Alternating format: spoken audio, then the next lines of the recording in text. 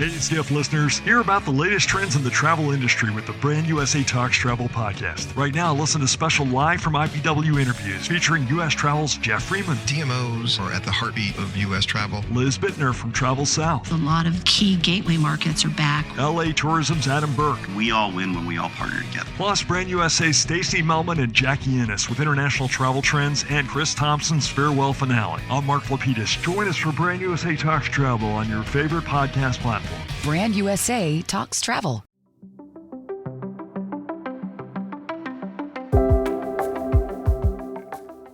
Hey folks, welcome to another edition of the Skift podcast. This is the start of the year. I wanted to bring on a guest that will help decipher one of the biggest question marks in global tourism. What the hell is happening to Chinese and China tourism? It's a question that a lot of us tried to figure out during 2023 when China reopened. I don't think we have definitive answers, but if anybody can read the tea leaves, it's Gary, who's our guest today. Gary Bowerman, who's the founder of Check in Asia. I've known Gary pretty much through the pandemic, a little before that as well. He's been in Asia as a travel analyst, has written books about the Chinese traveler, has been writing a newsletter about the Asia travel economy during COVID and post-COVID as well. It does podcasts around all of this. So he's very deeply immersed in what's happening with China, in Asia, and then the rest of the world. So welcome, Gary.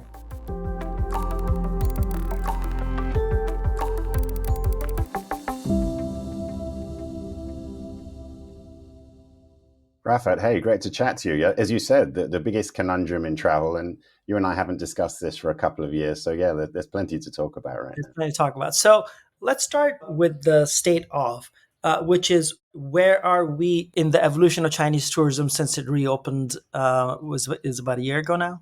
Yeah, well, perfect timing. I mean, exactly a year. The 8th of January was when China reopened or began to reopen. And you said, we've been trying to decipher this for a year. I mean, I think we've been trying to decipher it for 3 years. China was closed for 3 years, and we've had this first year, which really is a year of learning. I think everybody in the travel industry, everybody around the world, Chinese travelers themselves, the Chinese travel industry has learned a great deal about the Chinese government and the way that it controls travel and tourism over the past year.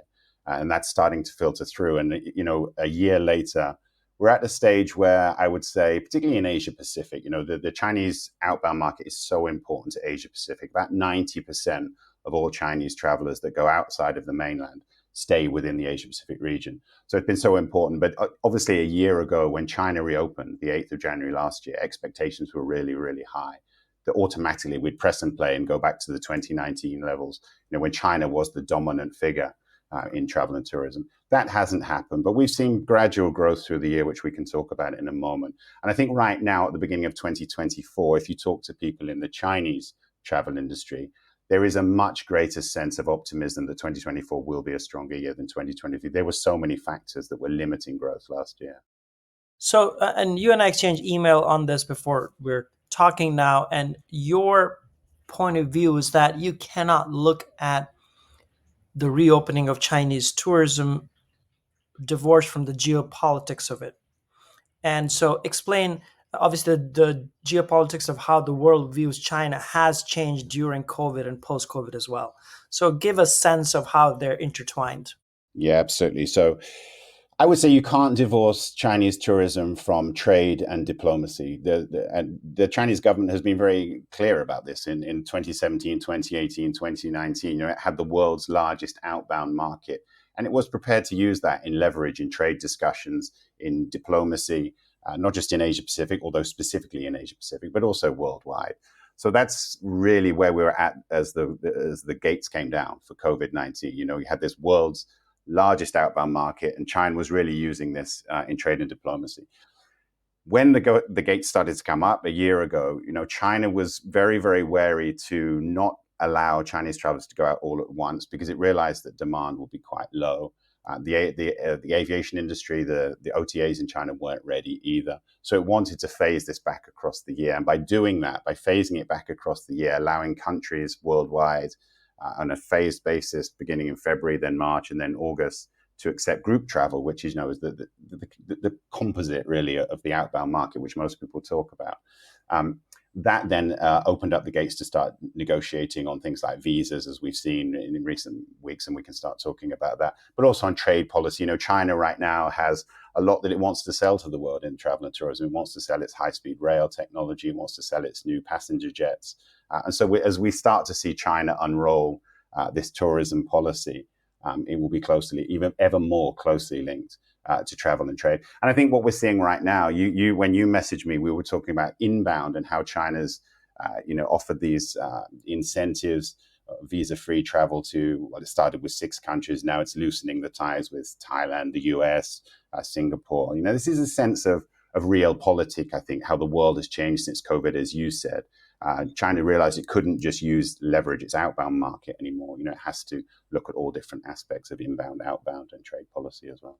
So we have obviously covered the outbound market. You have covered for a decade more at this point. Inbound into China, outside of obviously the business travelers going into China for all kinds of business around the world, hasn't been a big topic of discussion or much written about. Is it have things? Why wasn't it before COVID, and why now post COVID? Yeah, that's a good question. So you're right. I mean, primarily the inbound market was seen as the business traveler market, the leisure market, people who go into China to do business, taking extra time, conferences, trade, meetings, that kind of thing, and then spending more time. And also, I think China is very much seen as a destination that you either want to go to or you don't want to go to. There's not much floating voter for China, as opposed to Thailand or countries in Southeast Asia. There are a lot of perceptions about what China is about, as you know, in the Western world. Yeah. So inbound market was never really focused by the Chinese government too much. And one of the reasons for that is the cost of a visa was quite expensive to get into China. It was quite difficult. It was quite bureaucratic to get a visa.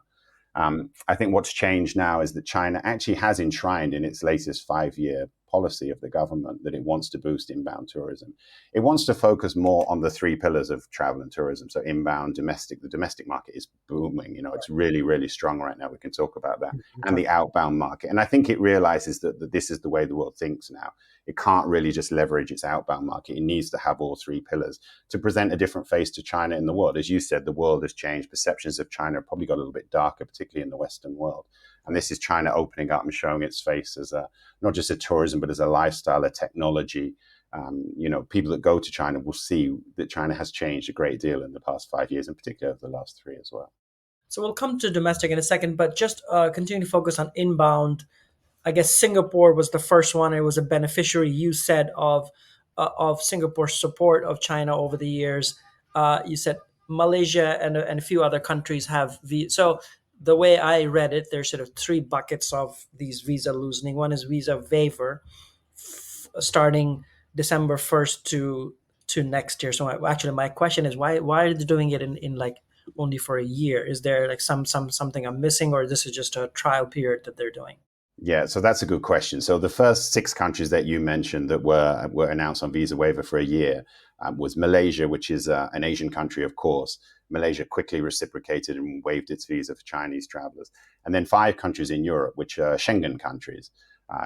So those are Germany, Spain, Italy, Netherlands, and one other. I can't remember the other one is, but 5 Schengen countries. Yeah.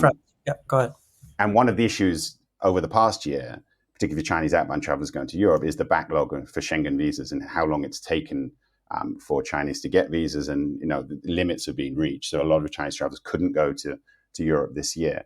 So you wonder really whether this was a push towards the Schengen, the lead nations of Schengen, to actually shake up their policy. And the Chinese media has called this very, very specifically a unilateral policy. China showing its benevolent face that you can come to our country without a visa.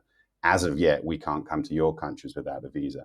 And as you said, that's a year pilot scheme. But then you look at some of the other countries that it's cherry picking in Southeast Asia. You mentioned Singapore. Thailand has just been announced in the last couple of days. And Thailand's going to be a permanent visa waiver in both directions. Singapore looks like that will happen as well next year. So it's, it's going to be all things to the way that China wants to implement this. I don't think there'll be across the board policies. It will look at different countries in different specific elements of trade and negotiation on diplomacy. Gary, coming back to the bucket, so there was visa waiver for a year, permanent visa waiver, taking away requirements during the visa process, which is the US part. And then there's the transit visa, which is you go for 6 days and you can, if you're going to a third country, you can stay in China for 6 days. That is now expanded to, I saw some 54 countries or something. Yeah. So we talked about the visa waiver thing. Talk about this requirement stuff. Does it make it a lot easier for US visitors to come to China? It removes some of the bureaucracy. So it removes the front end when you're actually trying to get your visa. You don't have to show your airline tickets or upload your airline tickets or your hotel details, that kind of thing. But it's kind of cosmetic, whether it actually has a big impact, we don't know. But I think the thing is with visa waivers, I mean, I think you've discussed this on Skift before, is that visa waivers, governments, particularly in Asia Pacific, tend to think that they have an instant impact, but there's always a time lag. And whether this will prove its worth over the next 12 months, we will wait and see. A lot of the media right now is talking about, there's been an initial impact from countries of Europe going to China. And, that kind of stuff is just nonsense media reporting. That kind of thing is irrelevant. You can only really track this over a period of time. Or a period of time, and also just holidays and random stuff you don't Exactly, yeah. And I guess the third bucket is this transit thing, which I suppose long term has an effect in terms of like you have if you're transiting through a third country, you can stop in China for like 6 days or obviously a short time, but still. Yeah, I mean the transit visa was in place before the pandemic, so this isn't essentially new. My feeling is that's a platform for it to start negotiating with some of those countries to do bilateral agreements where it gets different visa rights, inbound and outbound. So let's talk about domestic. So domestic, the New Year long holiday just ended in China and elsewhere. Numbers are way above even 2019, I suppose. So inbound tourism, domestic tourism is definitely back, and government is very, very keen on encouraging it, which I also want you to talk about the slowing Chinese economy and sort of what are the fears of the government that way. Right. So one of the reasons that the economy has been booming, the domestic tourism economy has been booming, is that most of the airlines are flying domestically. I think it's only about 7% of international, 7% of air capacity in China is international at the moment. 93% of it is domestic, and it's a huge air market. It's the world's second largest air market after the United States. Right. So at the moment, there's a lot of opportunities to fly within the country, and also the high-speed rail network has become hugely popular during the pandemic. It's nationwide. It's the world's largest, and it's very, very easy to travel now. So those two are having a big impact on the supply, and it's helping travelers to travel. I think in terms of the outbound market, why has it been so strong this year, and why has international been relatively weak? I think there's a number of reasons that you mentioned. The slowing economy, that's for sure that's an impact. You look at youth unemployment is very, very high. It reached around about 21% in June, to the point where the Chinese government actually stopped publishing the official data. So the economy has impacted younger people who are travelers, definitely. The tech economy has slowed down. A lot of the big tech companies have shed a lot of staff over the past 3 years. That's a big factor as well. But I think there's also Asia Pacific approached COVID and experienced COVID very differently to the West. It's taken a lot longer for Asia Pacific to regain its confidence. China, the longest. It was the first in and last out. It didn't only open, as you said, a year ago. And the confidence to travel, particularly at the beginning of the year in China, was relatively weak internationally. And that's not the only country. If you look at the Japanese outbound market, for example, if you compare the number of Japanese outbound travelers this year, I think it's the lowest for something like since the 1990s, the early 1990s. So it took Southeast Asian countries, Northeast Asian countries a while to rebuild confidence, more than in European or North American markets. And I think the Chinese market, as this pillar of Asia Pacific travel, the largest market, we see that lack of growth so much more evidently than you do in a lot of the other markets. My feeling is that we will start to see a stronger growth in 2024 from outbound perspective. Most of that will be in the Asia Pacific region, but whether we'll get back to 2019 numbers is hard to say. And I think one of the things that COVID has taught us in Asia Pacific is to be wary of making predictions because things have changed just dramatically over the past 4 years. Yeah. Hey, Skift listeners, hear about the latest trends in the travel industry with the Brand USA Talks Travel podcast. Right now, listen to special live from IPW interviews featuring U.S. Travel's Jeff Freeman. DMOs are at the heartbeat of U.S. travel. Liz Bittner from Travel South. A lot of key gateway markets are back. LA Tourism's Adam Burke. We all win when we all partner together. Plus, Brand USA's Stacey Melman and Jackie Ennis with international travel trends and Chris Thompson's farewell finale. I'm Mark Lapidus. Join us for Brand USA Talks Travel on your favorite podcast platform. Brand USA Talks Travel. And I don't know if you have a sense of like what's holding back airline capacity. Is it, I guess it has to start with not enough planes available, but also the bilateral opening of flights. I don't know. Again, it's part of the geopolitics of it. Yeah, it's a really good question. There's a whole bunch of things. So in terms of for the Chinese airlines in particular, the group market really, because the group market didn't really reactivate very, very quickly. As you remember, Rafat, there were 20 countries that were allowed to accept group travelers from China back in February. That was increased in March, another 40 countries. But it wasn't until August when there was another like 70 countries, which were some of the big markets, Japan, Australia, South Korea, UK, US, Right. that they were allowed to accept group travelers from China. Although the group travel market, we're still trying to work out how important it is in future. It's very, very important to the airlines in terms of their planning, and their route planning and their service planning. Right. So that was one of the factors. The other factors I would say would be just the airline, when they're planning their international routes, they track demand, and demand just wasn't there in the beginning of the year. Chinese international airlines started the year last year, 2023, at about 10% of their international capacity from 2019. And it takes time to rebuild that. I think they're up to around about 60%, which is pretty strong growth over the year. But it still means that, 40% of the market is still missing. So hopefully most of that will come back next year. So I think those are the key factors. And those planes have been flying domestically. But, it has had an impact on the Chinese airlines. If you look at their share prices year on year, they're down quite considerably, although they've been making profits this year for the first time. Now, they want to be flying more internationally because that's the lucrative markets. So those are key factors, I would say. On the hotel side, I don't know if you track the hotel market, one within China, and then obviously the groups outside China. I remember, I think Hyatt said in the earnings, the numbers aren't there yet in terms of international Chinese travelers arriving. This is consistent to what we just spoke in terms of hotel groups not getting as many Chinese travelers outside of China, outbound.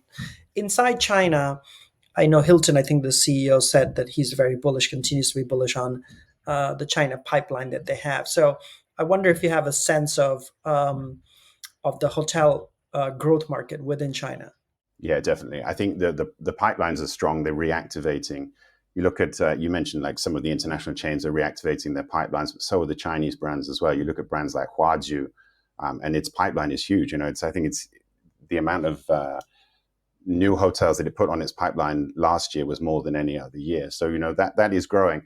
And that pipeline is moving into sort of the third tier cities and fourth tier cities. A lot of the major cities, as you know, Rafa, they're quite saturated now across all brands. If you're in Shanghai, Guangzhou, Beijing, Nanjing, Hangzhou, those cities have pretty much everything. But you're now seeing a lot of the brands looking at not just their budget or their economy, but their mid-level brands. And there's a lot of capacity in some of the third and fourth tier cities. And that's where we'll see growth over the next few years. And, demand is there. I think that's one thing that's been proved during the pandemic is demand from travelers in lower tier Chinese cities really, really grew. And that's where the OTAs and the Chinese hoteliers really focused a lot of their marketing during the pandemic because they wanted to grow their bases. They all had to turn inwards. They couldn't look at outbound travel for 3 years. So they had to turn inwards and they had to build new capacity in their customer bases. And that was in the lower tier cities. Speaking of the OTAs, how important is a player like Trip.com, I guess now used to be called C-Trip? Every story that we do or the numbers we see about China are really sourced from like Trip.com. So I wonder, what is the role of OTAs? Government clamped down on a bunch of them. a few years ago. So really sort of, I guess, Trip.com emerged as the winner in that clamping down on tech players in general, including the online travel players. Yeah, absolutely. So you look at the big three, I would say, you have Trip.com, you have Meituan, and you have Fliggy. And both the parent companies, as you mentioned, the clampdown, both the parent companies of Meituan and Fliggy were sanctioned during COVID-19, when that big tech clampdown happened. But they've also sort of moved in different directions. Meituan is very, very strong on domestic hotel bookings, probably the strongest right now. But Ctrip was always the most internationalized of those big OTAs. There are other ones like Tongcheng, which has quite strong ambitions to accelerate its international growth. Tunio as well, but it's been a difficult year for them because they've mostly still been focusing on the domestic market. And if you look at their stock prices over the last year, I mean, Ctrip is probably pretty stagnant, but the other ones are way down. And if you go back to September, this I think was one of the most interesting things. Back in the beginning of September, Ctrip announced its half-year earnings, and it really disappointed the market. And you watched a big slide in its share price through about the end of October. And one of those reasons was something that you said earlier, because the business market just hasn't really recovered, the outbound Chinese business market, which is pretty important. And this actually, Ctrip said this in its earnings call, and I think that kind of set alarm bells ringing that the economy is perhaps weaker than perhaps the travel industry was trying to portray. Do you think the business travel, inbound business travel market will recover as much people coming to China for business reasons? China still being the world's biggest manufacturer of everything in the world, even though there's attempts to obviously diversify to India, for instance. Apple is doing that with manufacturing iPhones in India, etc. Yeah, exactly that. So what happened as soon as China reopened? You look at the leading executives of pretty much all companies around the world rushed to China, to reanimate their relationships. You've seen that throughout the year. The business travelers from major companies have been in and out of China, and it's reanimating a lot of its conferences and its tech sector and its meetings and incentives business. But you're right, the world has changed since COVID. India is a much stronger player. Vietnam is a strong player now. Indonesia is emerging as a very, very strong economy in Southeast Asia. So we are going to see over the next decade, the next 20 years, China's dominance of the region will probably still be there because it is the major player, the superpower. But you will see much more pocketing of outsourcing around the world. And, in the US, you've got a lot of backsourcing. Companies are coming back to countries. Right. You're seeing that in Europe as well. So the whole trade landscape of Asia is changing, but the growth is there. And the growth for Asia's economies going forward will be generated mostly within Asia. And the dynamics of that will come from India and China. Do you think the sort of I guess the two wars that are going on right now, the Ukraine-Russia war and then what's happening in Israel-Palestine, do those have an effect on I guess Russia being, I guess, closer geographically speaking? Does that affect the Chinese market, at least in tourism perspective? I mean, certainly, I'm sure it affects from the economy perspective. Certainly affects the airlines because most European airlines, international American airlines can't fly over Russia, whereas the Chinese airlines can. Right. So there is that impact, definitely. And that means that, anybody flying from Europe, Finnair is a good example. Finnair used to be able to fly over the top of Russia into China. And in that, it can no longer do that. The American airlines can't fly directly. And if you go back 2 or 3 months when Chinese and the US airlines were negotiating on access rights between the two countries, the US airlines will say, well, it's unfair because you have much quicker access to the US because you can fly across Russia. So, these issues are going to continue. In terms of the Palestine, in terms of the Israel and Gaza issue, I think we just have to wait and see what happens in terms of the escalation of that. China, the difference with those two conflicts in terms of China's role is that China wants the Gaza-Israel conflict to stop because it has so much interest in the Middle East. In the Middle East, with Russia and Ukraine, it's more ambivalent. We're still not sure what China's actual position is there. Right. Do you track one of the things that I've been obsessed with from a long range perspective at Skift is just the changing demographics of the world. The world is getting older. you see in your part of the world Japan as the leading indicator of what happens when societies get older. They don't have, the fertility rates have historically been continue to be very, very low. South Korea, probably the lowest fertility rate in the planet today, zero point 0.8 or something. 2.1 is the replacement rate. China has obviously gone through this. There's a lot of India just this year, 2023, surpassed China as the most populous country in the world. From a demographics perspective, what's your sense, sort of medium to long term, on Chinese traveler inside China as well as outbound? Yeah, that's a good question. So you mentioned two markets there. You mentioned Japan, Korea, and the Singapore is aging very, very fast. It's a small market, but the Chinese market, yes, as you said, India overtook it as the most populous nation in the world. And you look at the actual projection of curve for the Chinese population over the next sort of 50, 60 years, it is going to contract quite significantly. But it also has a huge population of young people. And at the moment, if you're looking at a lot of the trends that are happening, the new trends that are happening domestically in terms of consumers and also travelers, that's being driven by the post-90s and also the post-2000s generation. They don't tend to talk about millennials or Gen Zs. They tend to talk post in terms of decade periods. So things like home rentals is very, very strong in China at the moment. A lot of that has been driven by younger people. Car rentals, exactly the same. That's absolutely flying, and that's younger people as well. You look at the high-speed rail, and the interesting thing with high-speed rail in China is it's become not just about traveling from A to B. It's become the actual travel on board has become an experience. So, and that's focused through social media, younger people on social media. It's hard to overstate just how important Chinese social media is for all aspects of consumerism, particularly travel.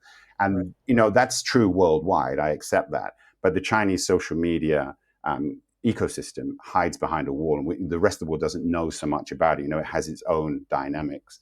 And I think that's one of the things we've probably learned this year across the world is that to really, really engage Chinese travelers going forward, you have to understand Chinese social media and the different dynamics between the different platforms.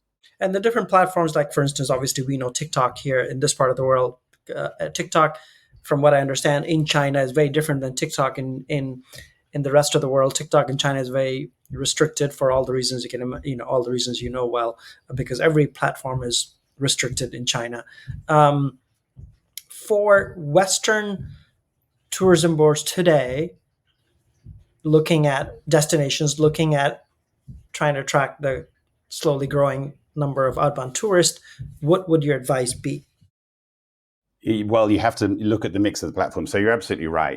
TikTok, Douyin is the parent brand in China, and Douyin is very, very important, particularly for live streaming, whether that's live stream selling or whether that's live streaming when influencers are overseas. So you have to look at the video platforms. So you definitely have to look at Douyin, Kuaishou, and especially Little Red Book, Xiaohongshu. That's the most important with the travel influence with young people.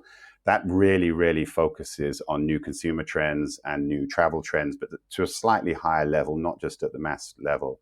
Those are very, very important. But you also have to include in your mix Weibo and Weixin, WeChat as well. So, because a lot of different influencers in China have different mixes of their fan bases. And so some will tell you they have more users on Weibo because that will tend to be in terms of the content that they provide. But I think most travel brands are looking at Xiaohongshu and really looking at how they can leverage those younger influencers going forward. They're not cheap. You can hire them, to do work for you, but the rates have come down because now there's just so many influencers in China. If you go back 4 or 5 years ago, there was an elite level and their rates were very, very high. But now a lot of those rates have come down because there just are so many people influencing travel in China, and they have a huge impact on the way that young people perceive destinations, perceive travel suppliers, and perceive their own experiences overseas. Well, I was going to ask this question that we did some stories during COVID. What is the ongoing role of travel influencers? I'm talking globally, and may have come down, but you're saying in China continues to be a huge force. Influencers in a larger sense, because the commerce is driven so much by influencers in China, or at least leisure commerce is driven so much by that. And then in this case, travel as well. I think so. And I think, everybody's an influencer now, whether you're talking about the elite level influencers, those that actually work with brands, or people just actually taking travel trips overseas.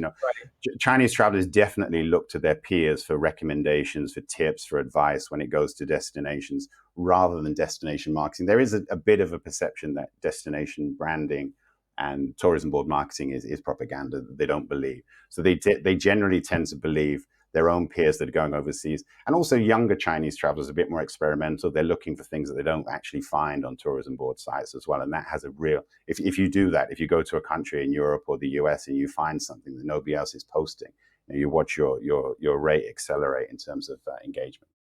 I have the last question before we finish. So one of the things we covered early on during Skift in the, I'm going to say 2012 to 2017 or whatever, on like how to be China ready. Hotels have to be China ready. Your food practices at the hotels have to be China ready. Has post-COVID any of that advice changed? Meaning, are the travelers now a lot more global, so you don't need that many Chinese specific advice or foods or et cetera, at your hotels or destinations that you used to? Or is this... That's a really good question, Rafa, because one thing that I've always been saying all year is rethink absolutely everything. But, some of those specifics that you just mentioned, they still apply. Of course they do. But I think there's become a bigger division between the FIT market and the group travel market. Now, you really have to look, if you're looking at FIT travelers from China, you have to go through so much segmentation. If you really want to understand how they're traveling, look at how they're traveling in China right now. Look at how domestic travel trends are changing. And that you can apply some of that, not all of it, but you can apply some of it to international travel. But I think you have to be prepared for the fact that younger Chinese travelers are very discerning. They are they have high expectations because hotel standards, airline standards, high-speed rail train standards in China are high now. They're not coming to Europe and to the US and being surprised by the level of standards. Quite the opposite. Right. So you've got to overperform, and you really have to look at how they use social media because that's changing all the time. And I read a lot of articles of the top 10 social media trends of 2024. Well, that's the top 10 trends right now, but those will change in 10 days, 20 days, 30 days. You have to keep an eye on the ball about how Chinese consumerism is changing. Because I would say this, I know this is quite a contentious issue, but I think Chinese consumers are the most indulged technologically in the world, and that influences their expectations. Fascinating. Let's end it here. Thank you. This was very informative for me, and I know this will be very informative for everybody listening as well. Thank you, Gary. I hope to see you soon in person at some point, as well as obviously get you back on a Skift conference or a podcast. Thank you. It was a pleasure, Rafat. Great chatting with you.